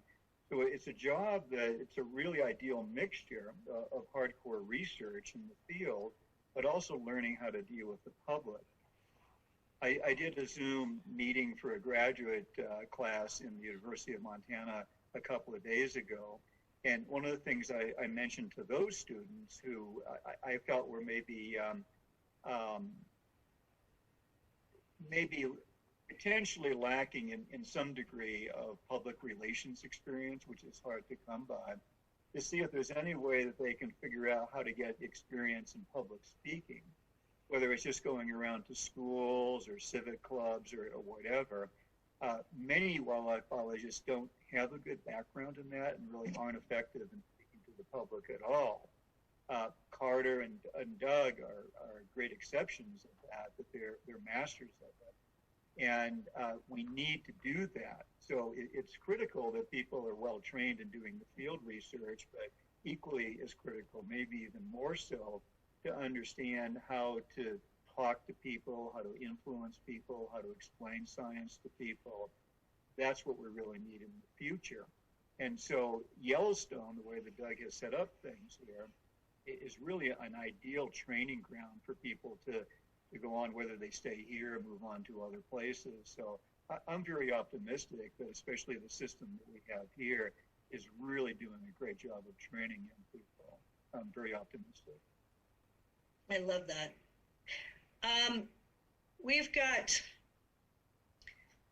I'm just getting bombarded with questions, so I'm really excited about that. I have Heidi Clark asking, Doug, Carter, and Rick, what helped you the most? I believe that question can kind of be, it's pretty broad, but what helped you the most getting where you are today? What helped you get there? What's helped me a lot is, I've been interested in wolves since I was a young person, like 12, 13, 14, somewhere in there. But the wolves got taken away from me for my Ph.D. research. I wanted to study wolves, but I couldn't because opportunity didn't present itself. And so I got a project studying beavers. And to me, they were second-class citizens compared to wolves. Wolves were the creme de la creme. They were the best. They were intelligent. They were predators. They were social. And beavers were like nothing. No, life isn't like that. Every species does what it does as best as it can, and they all have value. And the one thing that beavers may have on wolves, over wolves, and because everybody on this call thinks wolves are the greatest, but beavers have perseverance. And there's no beaver love societies out there. There's wolf love societies everywhere. Now there's wolf hate societies too. So it's this thing. But beavers don't have a love society for them. And people dynamite their dams. They put culverts through their dams. They shoot them. They trap them. They snare them. They put conibear traps to get them. And you want to know something? Beavers just keep going. And at one of the fur trading posts, I forget if this is Ontario or Minnesota, but the seal, I think, of the Northwest Company, the fur trading empire that was an American company, not the Hudson's Bay or the other ones, but it's a picture of a beaver, and across the top, all it says is perseverance. And that's a beaver. And so they have a lesson that wolves don't have, is you just keep going. And that's the trick. I've got people going, go Doug! I know how that works. I love it. I love it. Does anybody else want to answer that question? Yeah, I think what's helped me is life experiences. The more life experiences you have toward the career you're choosing, it's going to be a benefit to you down the road. You have to have a familiarity with the public that you're coming up face to face with every day. So your knowledge of how rural communities function, sympathizing with what rural folks deal with, understanding what they do, all those things and a whole lot more. My background, of course, was hunting and trapping too. So when I do come face to face with audiences, it's real easy for them to try to discourage, insult, degrade, minimize you, and dominate you. I've found that my life experiences have given me strength. They've given me the credibility and integrity to stand in front of an audience and gain enough respectability that they'll listen to me and see that we have a lot in common. So I recommend that to young people is get as many life experiences as you can, both sides of these issues. That way you'll at least gain an ear from your audience when you're put in that situation. Rick? Well, what came to my mind when you were framing that question was in college, I was a forestry major, and all 3 summers of my college career, I worked for the U.S. Forest Service in New Hampshire and did forestry work the first year, surveying work the second year. By that time, I had hiked all the trails, so I was in line to be the backcountry ranger, and that was my goal in life, to be a backcountry ranger. But the spring before that season, they called me at college and said that they hired a different guy to be the backcountry ranger, and they needed me to be the naturalist in the district to do the campground programs and nature programs and even the kids programs. And I was scared to death to do that. I didn't want to do it. I wanted to be the backcountry ranger, but essentially they gave me no choice. So I had to do it. I started to do it. I was terrible at it, but gradually started to like it, gradually started to figure out how I could do better. And then that gradually led me to figuring out that the Park Service was a better fit for me, where I ended up in Denali and Glacier and all that stuff. So my experience was that I was forced to learn how to do something, speaking to the public. And when I actually was forced to do that, it really changed my life. It really redirected me. I was actually trained how to do clear cut, so I could be doing that today somewhere in Missoula or something like that. No offense to people that do that, but so that's what I tried to say to the graduate students that I was talking to the other day, to try to figure out how you can gain that kind of experience where you have a good feel for how to communicate to people, because that's such a critical thing. I'm sure Doug and Carter would agree with that those guys are masters at it, and they have to speak to a lot of difficult audiences. Doug is so good at explaining science to people, far better than I am. So we're so lucky to have those guys. And as I already mentioned, the people on Doug's staff, they also kind of have to figure out how to deal with the public and speak to the public. And so one more reason why I feel this is such an ideal environment for a younger person to come along in and gain experience under Doug. And then Doug is so respected and influential that once they've worked here, that's kind of like getting a golden ticket, that after being with Doug, you can go anywhere in the world and be anything you want. Right, Doug?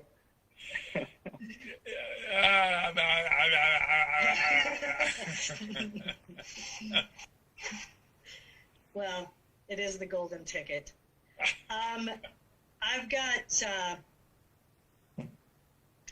so John Daniels asks, do you think the Yellowstone wolves, given all the human presence they must get accustomed to, are representative of how their counterparts live in wilder places? Not even close. Doug's shaking his head hard. No, and you know, to throw some credit to some of the crew that Rick's talking about, Colby Anton, one of our techs who worked through the wolf and cougar programs and just finished his Ph.D. at University of Montana, Missoula, looked at that, and the wolves in Yellowstone very simply are responding to people. There are peak times and peak seasons where people are trying to observe them, and the wolves are responding to that. And the wolves that get more human observation are more susceptible to human harvest outside the park than wolves that aren't exposed to observations, because wolves that are exposed to people, when they, you know, we're lucky that Yellowstone's big. You know, most of the wolves live, 90 to 95% of the time in the park. And so they're protected. But when they leave, they're vulnerable if it's the hunting season or even not the hunting season. But if you're exposed to a lot of people in your territory, you're going to be less wary. It's slight, but there's a relationship between mortality and exposure to humans in the park. And then we also can track that back. Colby did this. He deserves the credit. The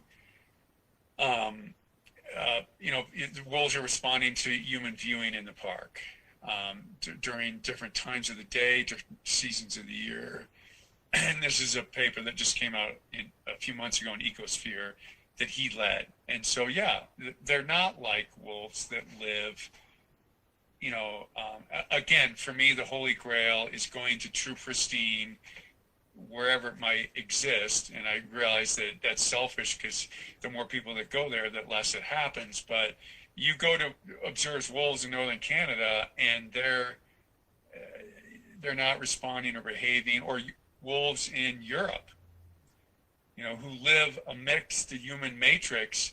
They're not like wolves who don't deal with people. I think that's one of the biggest fights that we have as advocates, and Wolves of the Rockies is one of the greatest fights that we have around the Northern Range, is just that theory that, these guys are sitting up in the Gardner Basin area and up in Deckard Flats area, and when you're hunting, the wolves are going to follow suit. They're going to follow their food source, but they're not like any other wolves. A wolf smells a human being, and they usually kind of go the other way. Yellowstone wolves are different. And so this is one of our biggest fights, and our greatest fights is to say that it is different. It is completely different when you're talking about a Yellowstone wolf versus that wolf that's in the middle of nowhere, that doesn't deal with human interaction or human presence. And so, obviously we're trying to fight very uphill battle, but we want to protect the wolves as best we can. But you've done well with that fight. You've done well with that fight because the quotas have been reduced.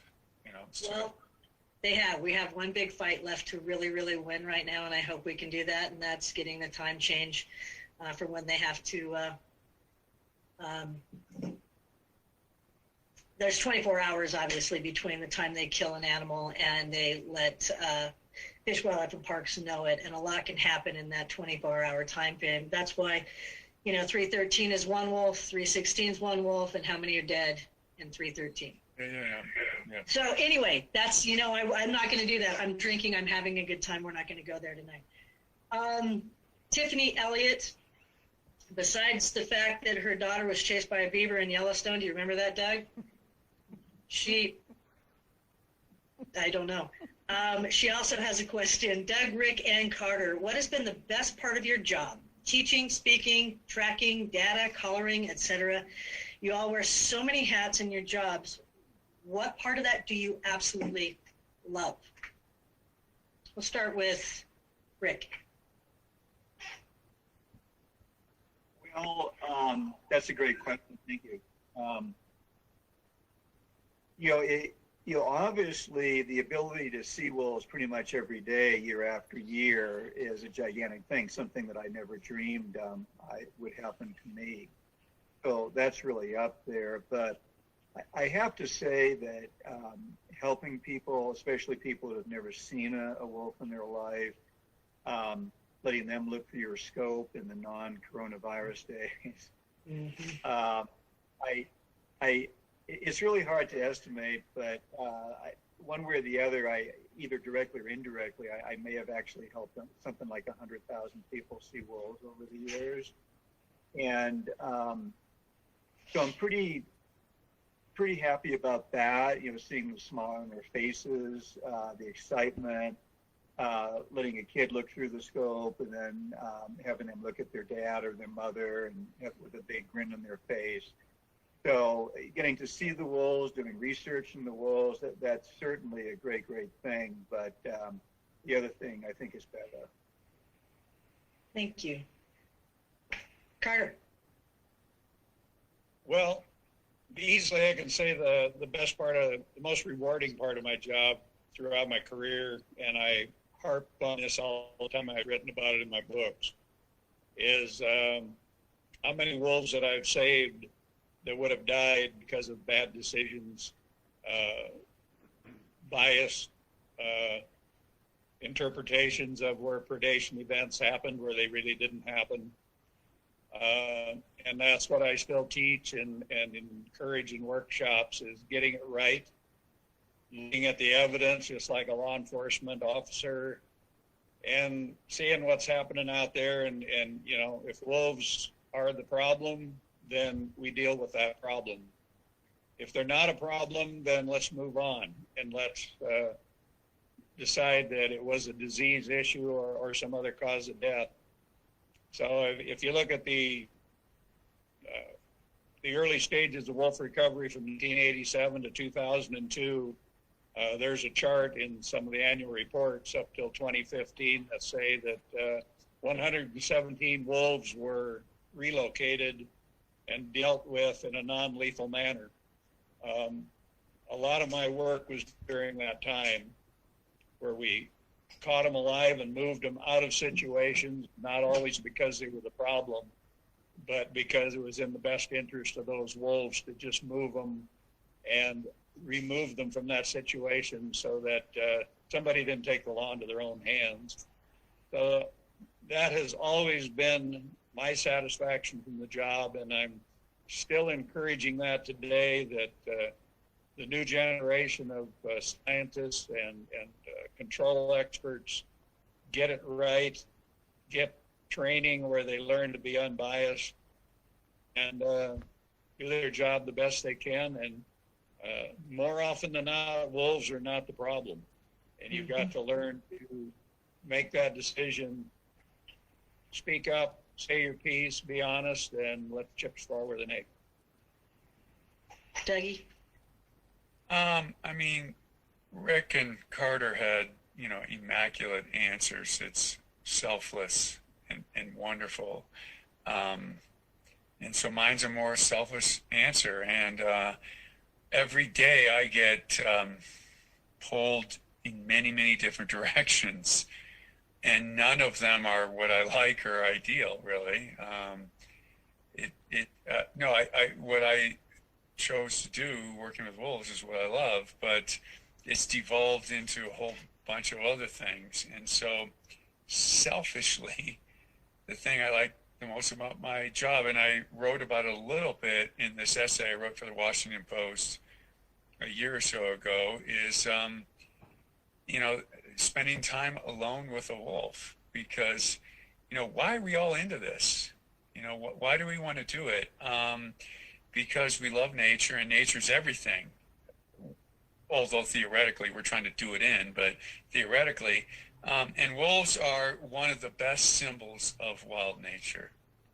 And so when you can sit alone with a wolf, and granted it's tainted, but nothing in this world today is as you want it. The wolf's drugged. But when the helicopter flies off and I'm left alone with a wolf, that's life worth living. That's magical. And so I hope that so that's a very selfish, what do I like the most about my job? Both Rick and Carter talked about huge humanity changing events, and so thank God for their careers. But I'm hoping that thought of being alone in nature resonates with your audience, because I think that's what wolves represent. I think they represent, something that we can't control, that something we can't manipulate, and bringing them back requires humans to relinquish those things. And so when I can sit next to it, ain't nothing better, because humans then seem small, because nature's like this, and we're like that, and a wolf holds that in their lives. So that's the best part of my job. You, I think, probably spoke to everybody here. I know that you absolutely said everything that I feel about when I'm out in nature and alone or just quiet, and that it's everything. Wow, that was actually awesome. Just a couple more questions, and I think we're going to go ahead and wind down for the night. But there is a question that I can't tell who it's from, so my apologies for not being able to call you out. But for Doug and Rick, can you talk more? I find this really important. Can you talk more about how people can safely act around wolves to decrease the frequency of habituation inside Yellowstone, and what people should do when they encounter a wolf too close on the road? This is a very important subject. Well, I guess I can start. For example, today when we were at Slough Creek, we were roughly a mile away from the 8 Junction Butte wolves. Those of you that have been there, they were on the other side of Slough Creek. We were up on Dave's Hill. So we were certainly far enough not to bother them. And technically, perhaps if they looked in our direction, they could see figures standing there because people are so vertical. But the critical thing was we never approached them. And so that's a very common context in Yellowstone when we're seeing wolves. On the average, there may be a half a mile or a mile away. The problem is when they're a little bit closer, or when they need to cross the road. So as Doug well knows, it's a normal human tendency to want to get closer, to want to get a picture of them. So a typical situation is, let's say the wolves are to the west of a particular parking lot. It looks like they're moving north to cross the road. So it's pretty common for at least one person to run over to their car, jump in it, and drive down to that section of the road to get a closer look, which obviously is going to interfere with the ability of the wolves to cross the road. Or if they do cross the road, they're getting the experience of being somewhat close to a car, somewhat close to people, and there seem to be no negative consequences to it. So within Yellowstone, that's not going to kill a wolf, but as we've been talking about, what happens when they're outside the park in the hunting season, and if they see someone approaching them, to them it doesn't make any difference whether they're in the park or not. They may still think it's okay. So for Doug's staff, it's certainly a challenging job to try to figure out how to manage a situation with a lot of people where everyone can get great views of the wolves, have a great experience, a great lifetime experience, but still do it in a way that isn't conditioning the wolves to get used to people. A lot of times, a way that I'll try to explain this is, if you were a wolf growing up in Yellowstone all the time, you're seeing people do a motion that's something like this, which here would be binoculars, a spotting scope, a camera with a telephoto lens, but you've already figured out what that same gesture is going to be outside the park if it's actually a rifle, where the wolf would just stand there. So that's certainly the toughest part of the job of Doug's staff in the field, to monitor that. People are just so excitable. I remember there was a story years ago where one of our most famous wolves, the 06 female, her den was north of the road. She was south of the road. She needed to get back to her pups. And there was such a large crowd of people that even for her, as astute that she was, she just couldn't find a break in the cars of the crowd. So if you picture the park road going to the east, she was running east on the south side, trying to figure out how to cross to the north. And people were literally running along the road just behind her to try to get in position to get a photo. Having been a photographer for a while, I kind of understand that, but it was really kind of a mob psychology situation. I was on duty at the time and in uniform, but I just couldn't keep up with the people that were running as fast as they could ahead of me. And then there was a local photographer, a very highly respected guy that everyone looked up to. He was just standing there. And finally, he had enough, and his name was Tom Murphy, to give him credit. And he just yelled out, "Why didn't you let her cross the road?" And he was so respected and so influential that everyone just stopped dead in their tracks, and they kind of realized what they had been doing. And then just a couple of seconds after that, 06 had plenty of room. She crossed, she get up to her pups. It was a happy ending. But that was always such a good example to me of people just kind of losing their normal sensibilities. I would compare it to if there's an accident on the interstate and a Brinks truck has crashed and fallen apart, and there's $100 bills flying everywhere, and preachers and grandmothers and kids are pushing each other away to grab the money. You just kind of, you lose your rationality in your sense. So that's sometimes what we have to deal with and try to control, which can be a hard job, but we got to do it. I think that's a good answer. Doug, do you have anything to top on that, or was that pretty good? Good answer. You did a great answer. Summed it up. Well, guys, I think we're, I could sit here all night long and continue to talk. Doug, I know you're hungry. But it's been phenomenal, and I want to thank everybody. But I want to give each of you an opportunity to just say one last thing, if you have anything to tell folks. There was one question in here that I found really important, especially with what we were talking about earlier, as far as, where are we going and the lack of care and so on and so forth. But Gail Helfer had asked a question. Gentlemen, you have 116 people watching tonight. What can we do? So I think that's a really important question. And if everybody would listen and actually do instead of hit like, I appreciate that. But that's a question for everyone. And if you can answer that, that would be great. And then if there's anything else you'd like to add, please do so. And I'd like to start with Carter. Well, for me, it's pretty easy. There's so much concern about the welfare of wolves, how they're going to be treated, how they're going to be managed, how they're going to be sustainable in the future. And absolutely get involved. Don't sit on Facebook and, quote yourself as that's outrageous, that's horrible, that's horrific, make a comment and then move on.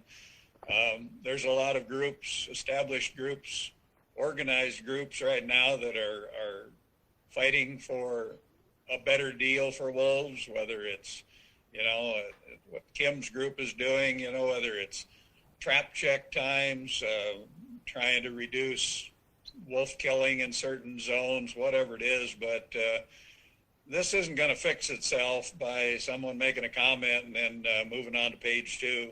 You got to get involved. And just the example, go to these Fish and Game Commission meetings. I don't really go anymore, but they're just too upsetting to me, because when there's an issue about killing wolves with traps, snares, hunting seasons, 50 or 60 hunters and trappers show up. If there's a meeting in a rural community about wolves in the neighborhood, sometimes I know there's meetings I've been to recently, like state of Washington, wolf meeting, 200 people show up. Are they wolf friendly? No. But where's the wolf advocates? Where's the people who are going to speak for them? Maybe 5 or 6. Same way when you have an assembly of people, to do some kind of wolf advocacy gathering in town on Saturday. 8 or 10 people show up. To me, it's almost embarrassing. It's almost better stay home. Don't even show up, because you're ridiculed for the lack of interest and the lack of involvement. So absolutely get involved. And if 200 people went to that Fish and Game Commission meeting every time they had one in favor of wolf conservation and better wolf management, things would change. If you don't show up, nothing's going to change.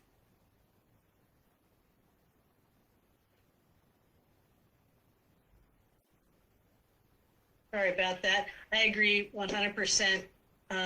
Carter, knowing that that's hitting those fish and wildlife meetings, and you're against the anti-crowd or the opposition, and there's 5 of you and 100 of them, that's a hard crowd to beat. But the more voices that show up, those are the times that we've made the greatest changes. Doug, any lasting comments that you would have before I send you off to dinner? No, I think Carter summarized it very well. He did. And I would just put it in slightly different terms. I'm friends with the great wildlife artist Robert Bateman, and I've heard him speak, and he basically said, pay attention. Sorry. He's like, basically, pay attention. And that just echoes what Carter just said. And so your voice matters. How you express that voice is variable. Carter highlighted public meetings, but nature needs voice, wolves need voice, and so I can't add much to what Carter said, and the great wildlife artist Robert Bateman, and his advice was pay attention, and so I think that's what's important, and how you express that to a degree is up to you. Your votes count. Your public comments count. So I'll leave it at that. Thanks, Doug, very much. You know what? This leaves it up to you, Rick. I'm leaving you with the last statement of the night, and I think that's pretty poignant. Well, I certainly agree with everything that Carter and Doug said. They said it much more eloquently than I could. I think the only thing that I would add is, in addition to what they which would be kind of more in the realm of activism, would be, and this has happened with so many people who've come to Yellowstone to see the wolves and get to know them, is they become so committed to wolf issues and so enthusiastic about it that back in their hometown, they put together a talk on wolves and then volunteer to go to schools, to civic groups, retirement places, whatever, and just start giving talks. And that's also a great way to spread the word. So that's telling the true wolf story to people kind of maybe before they've been exposed to all the nasty, inaccurate stuff that probably they're going to be to sometimes. So that's a great thing to do. But to finish this up, this is going to sound strange as I start to say this, but for some reason, I thought in preparing for this of something that I had read a few years ago. I subscribed to Rolling Stone magazine for many years, and they had their 50th anniversary a while ago. And their original editor wrote an essay about what it was like working in that magazine, particularly in the early decades. His name is Jan Werner. And he went on very eloquently talking about how he got to know the Beatles, the Rolling Stones, the Doors, Janis Joplin, all the great blues artists from the early years. He would go on vacations with Mick Jagger on his yacht. He would sit around the campfire with the Rolling Stones and they would sing songs together. And I'm thinking, boy, that was a pretty good life. I sure wish I could have been that guy to be friends with John Lennon and Mick Jagger. That sounds pretty good. What about Robert Plant? What's that, Doug? What about Robert Plant? Jimmy Page? Yeah, Led Zeppelin, that's Doug's favorite. But then I thought, you know what? No. I take my life instead of his life. I didn't get to be friends with John Lennon and Mick Jagger, but I got to have something that was better than that. I get to hang out with Carter and Doug, so I'm really happy with you guys. Sorry, Mick. All the wolves you hung out with, though, Rick. Well, yeah, there's been some great wolves over the years, especially 8 and 21 and good old 302, but you are good guys, too. I want to give you credit as well. Yeah, Rick. 821 302, carry the day. That's awesome. Thank you, guys. And I'm going to say that we've had a fabulous team over the last 25 years that I've been involved. You can't forget all the old pioneers that have come and gone and retired, and some have died untimely deaths. And we've still got Rick doing his program over there, and we got the pup. Doug Smith over in Yellowstone, he's actually one of the last ones to shut off the lights, when it's all said and done. But I poke fun at Doug, but I have the highest admiration for him and love him. And I always have said that Doug might even be my illegitimate kid. I'm not sure. Carter, we could play with that one for another 2 hours. We've been going 2 hours, but we won't. We won't. That's a thought, though, isn't it? Yeah. I want to thank you guys so much. You know that this is the world to me. So I want to thank Sedona, Wolfwig, Betsy, and the clan for letting me do this, and thank you guys for hanging out with me. It really is. It is all that. So cheers, and here's to the next time we can all get together and partake. Thanks, everybody, for joining in with us tonight. And he's empty. Go eat, buddy. Go eat. Cheers, everybody. Have a good night. Thank you so much.